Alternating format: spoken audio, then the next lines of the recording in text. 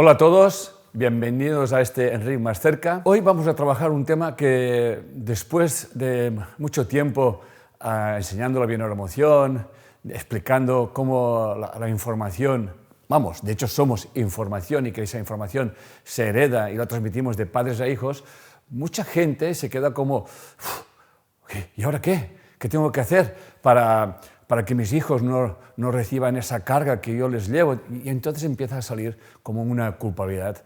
Bueno, de hecho ya sabemos que la culpabilidad es una adicción que muchos tenemos, o prácticamente todo el mundo tiene, y por lo tanto vamos a trabajar en ese Enric Más Cerca a través de dos partes, los supuestos pecados de nuestros padres. Como vengo diciendo, hay una gran carga emocional cuando realmente empezamos a tomar conciencia y leemos que la información o las experiencias que han vivido nuestros padres y que eso queda en su inconsciente como una información y que esa información pasa a los hijos y estos a nuestros hijos, claro, llega un punto como hay preguntas que me hace la gente, ¿y qué tengo que hacer yo para que mis hijos no lleven esa carga que he heredado, ¿no? Bien, la verdad es que la cosa no tiene una respuesta, hay que hacer esto o hay que hacer lo otro. Vendrá a llevarnos a un estado más de paz interior, de equilibrio emocional, de eliminar culpabilidades y de entender el para qué recibimos esta información y lo importante que es que esto ocurra, ¿no? Hay un libro de Nina Knoll que dice ¿Cómo pagamos los errores de nuestros padres? Es un libro que recomiendo y que nos lleva a comprender. No estoy diciendo que todo lo que diga yo esté plenamente de acuerdo, pero sí que está muy basado en la psicogenealogía y bueno, ahí está. Y hay muchos ejemplos y de hecho nos hace pensar un poquito, ¿no? Una de las cosas que realmente nos viene en la cabeza, y hablo por mí, me acuerdo de que cuando mi madre me hablaba de la iglesia y de la Biblia, y, en fin, y toda esa información que hemos recibido en la religión y en la espiritualidad, una de las cosas que yo siempre decía a mi madre, les decía yo, ¿qué culpa tengo yo de que Adán fuera tonto y Eva, pues no sé, que lo enredaba todo, ¿no? O frases como, yo no he pedido venir aquí, ¿no? ¿Y por qué? ¿Y por qué si Adán y Eva pecaron, yo tengo que cargarme con esta culpa, ¿no? Bien, obviamente era un chavalín, era un adolescente, y bueno, pero esas preguntas que yo tenía de adolescente y que luego de mayor he ido desarrollando y, en fin, comprendiendo, y aquí estoy para liberar un poco esa carga emocional a través de esa comprensión, a saber del para qué esa información la heredamos, qué sentido tiene, nos daremos cuenta de que en realidad el poder descansa en nosotros y en cada uno, y eso es precisamente una de las cosas que está enseñando la bioneuroemoción. O sea, llegar a comprender el para qué vivimos unas experiencias y qué podemos hacer con ellas y llegar a un punto de trascenderlas, ¿no? Bien, también nos centraremos en la culpabilidad, porque es una gran adicción, y sobre todo en la necesidad de desarrollar esa comprensión que nos llevará a ese equilibrio emocional y a esa paz interior, ¿no? Por lo tanto, hasta que no identifiquemos y seamos conscientes de que nuestras historias son nuestras y que las hemos heredado, no podemos realmente empezar a transformarlas. Hay muchas personas que me preguntan, bueno, ¿qué puedo hacer yo para cambiar esa información? De hecho, la información no se puede cambiar, pero sí que la podemos mirar con otros ojos. Por lo tanto, cuando nosotros miramos con otra comprensión, con otra mentalidad, esa información que hemos heredado y comprendemos el para qué la hemos heredado y qué sentido le podemos dar, automáticamente aquello ocurrió, pero aquello realmente no se vive igual y eso se llama una trascendencia. Por lo tanto, es muy difícil empatizar con la historia de nuestros hijos cuando los vemos, no los comprendemos, hasta que nos damos cuenta de que ellos son nuestro espejo, nuestro reflejo. Todos tenemos padres y muchos lo somos.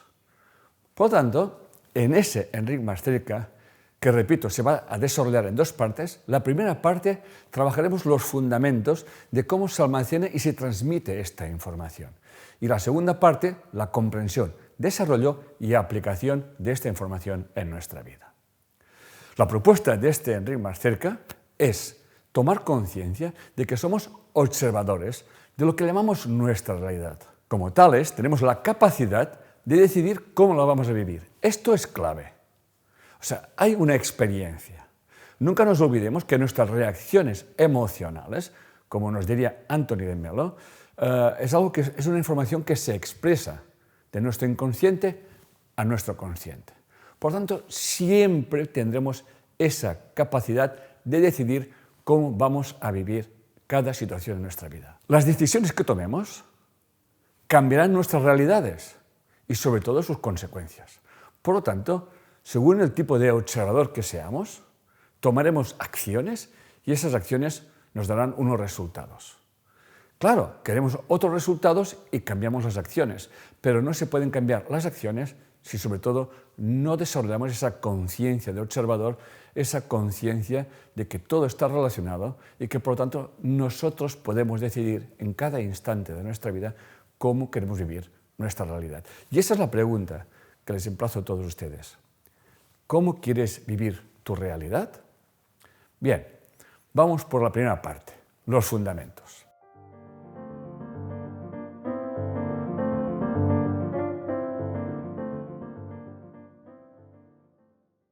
Está escrito: los padres comieron uvas verdes y los hijos tienen dentera.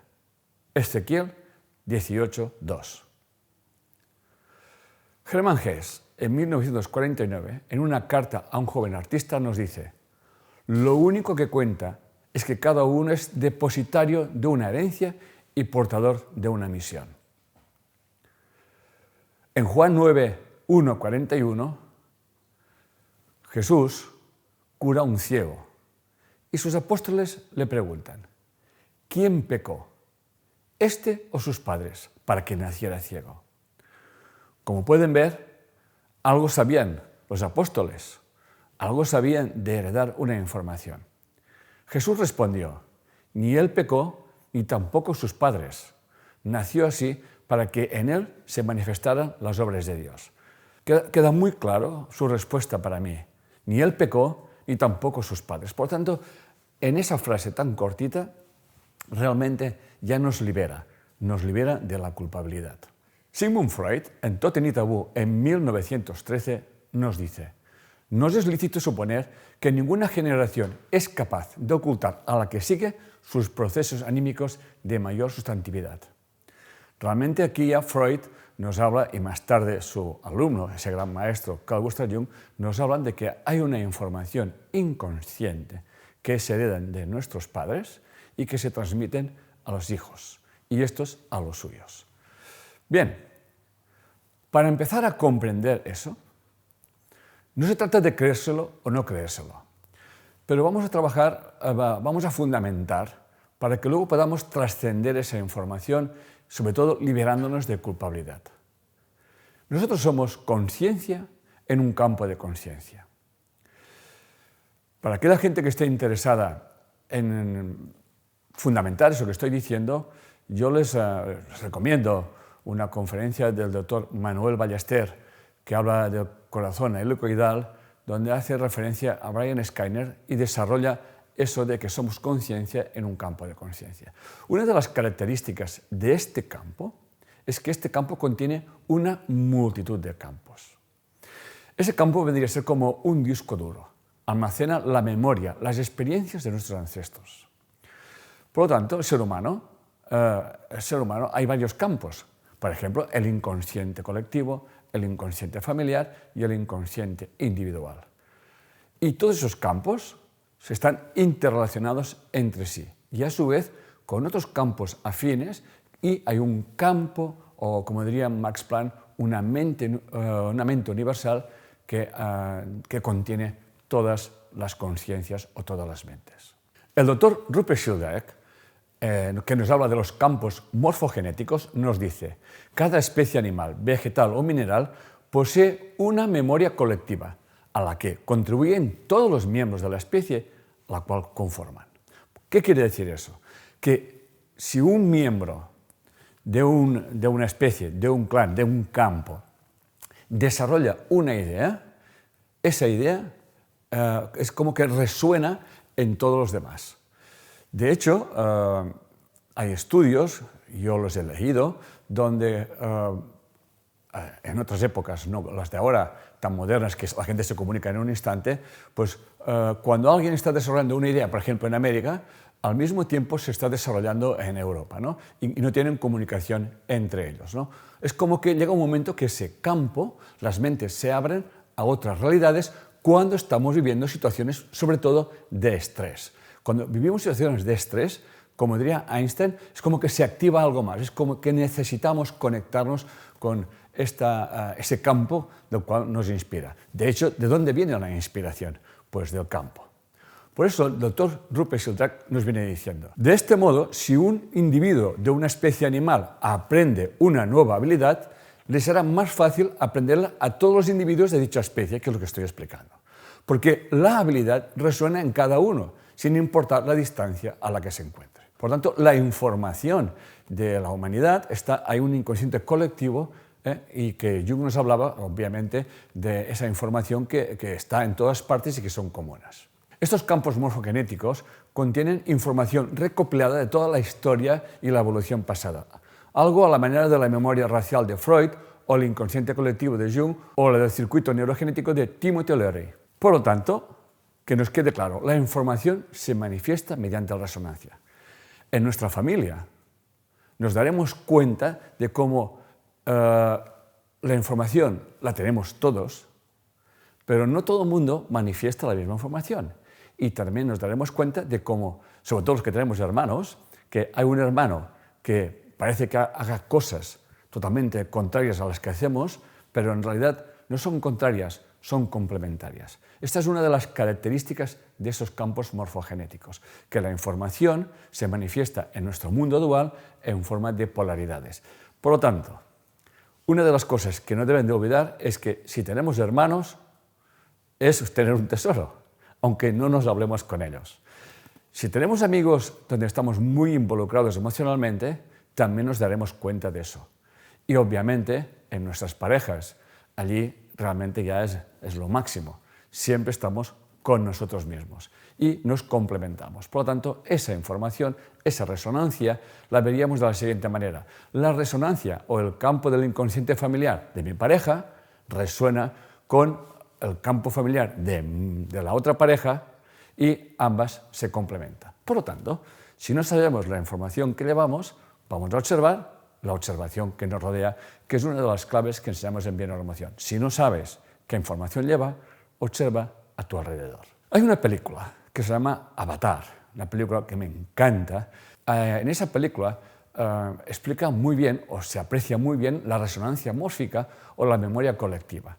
En esa película hay un árbol que se llama el árbol de las almas. Ese árbol de las almas van allí los diferentes avatares o la especie, esos hombres azules, hombres y mujeres azules, y cómo se conectan, creo que con su coleta a unas ramas del árbol, y este árbol les conecta con Ewa. ¿Y Ewa qué es Ewa? Es la conciencia unida. Por lo tanto, allí es cuando ellos se conectan en ese árbol, toman conciencia de que todos son uno y que pueden tomar conciencia de que hay información de sus ancestros y es lo que realmente están haciendo en sus vidas. Bien, es una película, pero es una película que realmente habla de eso que estamos explicando, de la memoria colectiva, donde hay un árbol. No deja de ser curioso que sea un árbol. Eso tendría pues su comparación con el árbol genealógico. De alguna forma vemos cómo la información de nuestros ancestros se van manifestando, se van complementando, y eso está ocurriendo porque, repito, somos energía, somos información, por lo tanto vibramos, resonamos, y esa información la vemos con nuestras relaciones interpersonales, que son una de las claves para poder llegar a conocer y asimilar la información que nosotros sin ellos podríamos saber. El psicoanálisis ya nos habla también de esa información. Ya empecé con Freud, que nos hablaba de que esa información no se puede perder. El psicoanálisis, la doctora Josephine Hilger publicó en una revista científica psiquiátrica el síndrome del aniversario. Eso fue en el año 1953. En ella deja muy claro cómo las circunstancias estresantes, vamos a llamarle traumáticas, que vivieron nuestros padres o nuestros abuelos, se repiten en los hijos. en las mismas fechas, ¿no?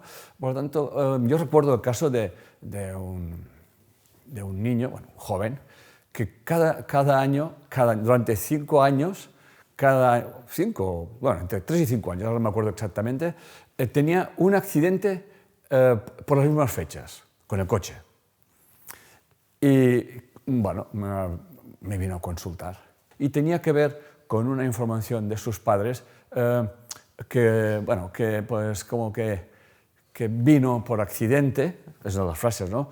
Y que realmente pues, no estaba previsto que vinieran, fue inesperado, etcétera, etcétera. Y bueno, pues, de hecho, su madre lo vivió como un accidente, ¿no? Entonces, como que en esa fecha él repetía esas experiencias.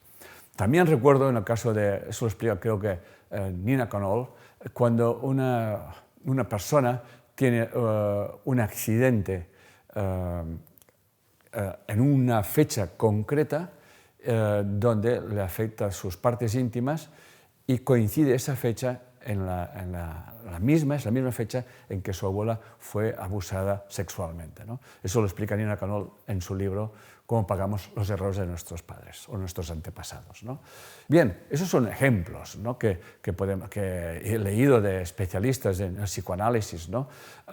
Tampoco voy a decir que eso sea exactamente así, porque mi experiencia me ha enseñado que también hay otras variables y también podemos ver cómo realmente las cosas no son exactamente así, pero sí que en Bieneuroemoción nos hemos dado cuenta, por ejemplo, a una chica que me dice que odia a los hombres y no sabe por qué, ¿no? Y le pregunto, ¿tienes una hermana? Y dice, bueno, sí, mi hermana, no sé, los utiliza todos, ¿no? O sea, pájaro que vuela, la cazuela, ¿no? Entonces vimos que su abuela llevaba una información que realmente le casaron con un hombre mucho mayor y sus experiencias sexuales fueron muy traumáticas. Es más, la madre de esa chica que venía a la consulta siempre decía que el sexo era un asco. Por lo tanto, fíjense bien cómo esa información inconsciente, no trascendida, no comprendida, está marcando nuestras vidas, ¿no? A colación de los psicoanalistas, decir que en los años 70 un grupo de psicoanalistas franceses, concretamente Nicolas Abraham, Marie Torok, François Dolto, Anne-Anseline Schusenberger y Didier Dumas, empezaron a acuñar términos como el inconsciente del clan para dar respuestas a pacientes que aparentemente padecían cargas emocionales ajenas, pero que en definitiva eran cargas emocionales heredadas de sus padres o de sus abuelos, ¿no? Luego entramos ya en la epigenética. La epigenética, que es ciencia ya, Brian Dyers y Kerry Ressler nos dice, la experiencia de los padres, incluso antes de concebir, influye marcadamente tanto en la estructura como en la función del sistema nervioso de generaciones posteriores. Fíjense bien, incluso antes de concebir. Por lo tanto, aquí estamos hablando ya de una información. Quiero repetir algo que tiene que quedar realmente muy claro. Somos un campo de energía. Tenemos un inconsciente individual. Mi inconsciente individual está afectado por mi inconsciente familiar. Y a su vez, mi inconsciente familiar está afectado por un inconsciente colectivo. Bien, ese inconsciente colectivo además tiene capas también. Puede ser el inconsciente colectivo de España, el inconsciente colectivo de Europa, el inconsciente colectivo del mundo. Nosotros nos centramos muchísimo en el inconsciente colectivo de la familia, y el inconsciente colectivo y el inconsciente individual. Y es aquí donde nos tenemos que centrar básicamente. Entonces, las experiencias de los padres, incluso antes de concebir, o sea, esta información, influye marcadamente en la estructura de nuestro sistema nervioso y, por lo tanto, de las decisiones que tomamos en nuestra vida, que muchas veces son inconscientes, pensando que tomamos decisiones conscientes. Son los ejemplos que he estado explicando hasta ahora. Por lo tanto, la epigenética, sobre todo, estudia cómo afecta el ambiente emocional a los padres y, por tanto, a los hijos. La clave, y es una de las cosas que estudiamos en Bieneuroemoción, precisamente es observar el ambiente emocional en que la persona que viene a la consulta tenía a edades tempranas, porque en estas edades realmente lo que vivieron, los estreses que vivieron, las circunstancias, vamos a llamarle, que alteraban ese ambiente y lo desequilibraban, realmente marcaban luego nuestras vidas y nuestras reacciones y nuestras relaciones interpersonales y nuestras relaciones con el ambiente y con el entorno. Por lo tanto, una de las cosas que alientan la transmisión de la información es la culpabilidad. Y es precisamente aquí donde nos estamos centrando en ese Enric Más Cerca. Hay una culpabilidad inconsciente. De hecho, hay una adicción a la culpabilidad, porque cuando realmente nos damos cuenta de que nosotros llevamos una información, no la hemos trascendido o la repetimos, proyectamos ese malestar hacia afuera.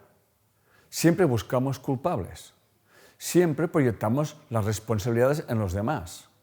Es esa frase que yo le decía a mi madre: ¿qué culpa tengo yo? Que vosotros no sé qué, o que Adán y Eva no sé cuántos. ¿Qué culpa tengo yo cuando me hablaban de los pecados de Adán y de Eva? ¿No? ¿Qué culpa tengo yo? ¿No? En realidad también me estaba quejando a mi madre y a mi padre, ¿no? O sea, que de hecho yo era un rebelde, o sea, para mi madre y para mi padre, claro, yo era tan taxativa y tan concreto lo que tenías que hacer, lo que está bien o lo que está mal, que yo estaba generando una sombra que se mostraba en una forma de rebeldía. Vamos, es como quien dice, yo casi nací rebelde, ¿no? Y una de las cosas que realmente me desequilibraron mi vida y no tenía una paz interior es que yo siempre proyectaba los problemas que tenía, obviamente, a mi padre y a mi madre. Bien, luego, a través de los años, eso primero yo los rechacé, no quise saber nada y hacía todo lo contrario que ellos lo que decían, hasta que fui integrando y tomé conciencia que precisamente yo, lo digo aquí ahora, he tenido los mejores padres que la vida me podía dar, porque gracias a comprender a mis padres, me he comprendido a mí y he ayudado y estoy ayudando a las personas a encontrar este equilibrio emocional y liberarnos de esa culpabilidad. Uno de los grandes obstáculos, como vengo diciendo, es la adicción de la culpabilidad. Se me puede preguntar por qué tenemos adicción a la culpabilidad. Porque asumir nuestros errores, que no culpas, es algo que realmente requiere un estado de apertura mental, ¿no? Es un estado de comprender de que somos una energía, que tenemos información y que por dentro lo estamos manifestando y que esa información se nos está complementando en nuestra vida y en nuestras relaciones interpersonales. Por lo tanto, como siempre vengo diciendo, si tú no sabes qué información llevas, observa quién atraes y te darás cuenta que muchas veces nos encontramos con personas que nos desestabilizan, que nos hacen sentir mal y lo que hacemos es culpar a los demás de lo que me está pasando a mí. Y una de las cosas, o culpar o sentirme culpable. De hecho, la culpabilidad siempre busca lo mismo, ¿no? Es evitar nuestras responsabilidades y, sobre todo, la culpabilidad lo que pretende es como buscar mi inocencia, ¿no? Pero de todas maneras, como nos diría Anthony de Mello, culpar o culparse es autodestructivo, es corrosivo y no soluciona nada. Es una forma de autoodio. Por lo tanto, una de las claves de este Enric Más Cerca es liberarnos de esa culpabilidad. Bien, hay un paradigma. El gran paradigma es culpabilidad versus responsabilidad. Tener una mente que viva en el paradigma, o una mente paradigmática, es una mente que comprende que hay una polaridad que sería la culpabilidad y hay otra polaridad que sería la responsabilidad. Por lo tanto, hay un camino del medio. No podemos caer en una trampa ni en la otra, ni ser excesivamente culpables o culpar a los demás, o ser excesivamente responsables o proyectar la responsabilidad en los demás. Nosotros no somos culpables de haber heredado una información y de haber vivido ambientes traumáticos. Sí somos responsables de trascender todas esas experiencias y convertirlas en un impulso hacia nuestra maestría. Es de alguna forma lo que nos vendría a decir Jesús, como que ni pecó él ni pecó a sus padres. Eso vendría a ser precisamente esto que estoy explicando. O sea, no somos culpables, pero sí que somos responsables. No somos culpables porque si estamos aquí, en esa experiencia, de alguna forma hemos tomado esa decisión. Nuestra alma, nuestro espíritu nos ha llevado aquí. No estamos en una relación o en una situación por casualidad. Por lo tanto, eso va dedicado a todos, y bueno, empezando por mí, que es lo siguiente. Todos somos responsables de trascender todas esas experiencias y convertirlas en un impulso hacia nuestra maestría. Por eso, cuando vivamos circunstancias estresantes, donde la culpabilidad alborea por allí, haciéndonos sentir culpable o proyectando la culpabilidad, debemos de comprender una cosa. Estoy donde debo de estar. Vivo la experiencia que tengo que vivir. Esa experiencia que tengo que vivir tiene que ver con mi información inconsciente que se está manifestando en el espejo de la vida. Por lo tanto, ya no hay más excusas ni más justificaciones. Vamos a transformar nuestras vidas. Vamos a decidir quién queremos ser en cada instante de nuestra vida, evitando proyectar la culpabilidad y evitando proyectar la responsabilidad. Dejar muy claro que la culpa es una poderosa herramienta que usa el ego para mantenernos anclados en el pasado. Es clave. Cuando nos sentimos culpables, siempre vamos a buscar qué es lo que pasó. El ego sabe muy bien una cosa, que si yo presto mi atención al pasado, este se me va a repetir en el presente. El ego no te va a explicar que somos una conciencia unidad y que todo está interrelacionado. El ego siempre quiere tener razón y utiliza el pasado para justificarse, para proyectar culpabilidades o para hacernos sentir culpables. Por lo tanto, el ego es una voz interior que se nutre de nuestros juicios e interpretaciones de todas las experiencias que estamos viviendo. En definitiva, es un veneno que daña la autoestima y la autoconfianza. Otro obstáculo, la adicción al dolor y al sufrimiento. El dolor y el sufrimiento nos hace víctimas buscando la inocencia, o sea, renunciando a nuestras responsabilidades. Esas adicciones, el dolor lo podemos experimentar todos, de hecho lo experimentamos todos, pero el sufrimiento siempre es una decisión. Y esa decisión, normalmente, el sufrimiento, siempre se basa en la proyección de las responsabilidades y de las culpabilidades. Por eso, en Bioneuroemoción enseñamos a vivir desde la conciencia unidad, a comprender que todo tiene una razón de ser y que obviamente yo estoy experimentando un dolor, pero tengo la capacidad, el poder de transformarlo. Bien, para ir terminando esta primera parte del Enric más cerca, vamos a hacernos una pregunta. ¿Dónde se sustenta la culpabilidad? Bien, en nuestro inconsciente colectivo está escrito que nacimos culpables.